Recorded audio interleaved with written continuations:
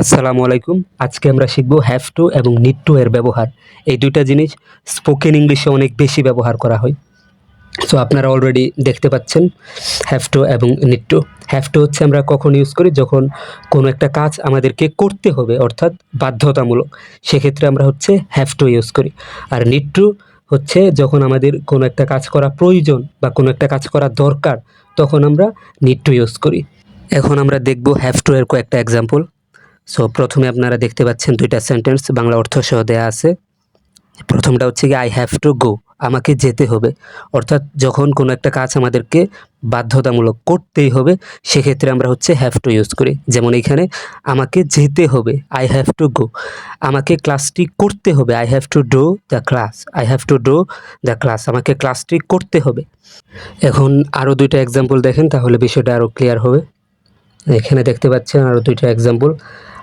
I have to ইট, আমাকে খেতে হবে। এখানে হচ্ছে কি আমাকে মানে কাজটা করতেই হবে, আমাকে খেতে হবে। I have to it. I have to read, আমাকে পড়তে হবে। I have to read the book, আমাকে বইটা পড়তে হবে। I have to read the book, আমাকে বইটা পড়তে হবে। ওকে, এখন আমরা হচ্ছে নিড টু এর এক্সাম্পল দেখব। সো আপনারা দেখতে পাচ্ছেন এখানে নিড টু এর দুইটা এক্সাম্পল দেওয়া আছে বাংলা অর্থ সহ। সো প্রথমটা হচ্ছে কি আই নিড টু গো, আমার যাওয়া দরকার। অর্থাৎ এক্ষেত্রে হচ্ছে আমার যাওয়া দরকার, বাট আমাকে এটা বাধ্যতামূলক করতে হবে না, বাট কাজটা হচ্ছে আমার প্রয়োজন বা আমার করা দরকার, বাট এখনই করতে হবে না। তাহলে I need to go outside, আমার বাইরে যাওয়া দরকার।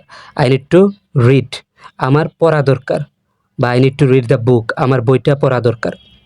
আরও দুটো এক্সাম্পল দেখেন এখানে। আই নিড টু ফিনিশ, আমার শেষ করা দরকার। I need to finish the task, আমার কাজটা শেষ করা দরকার। আই নিড টু ইট, আমার খাওয়া দরকার। I need to eat rice, আমার ভাত খাওয়া দরকার।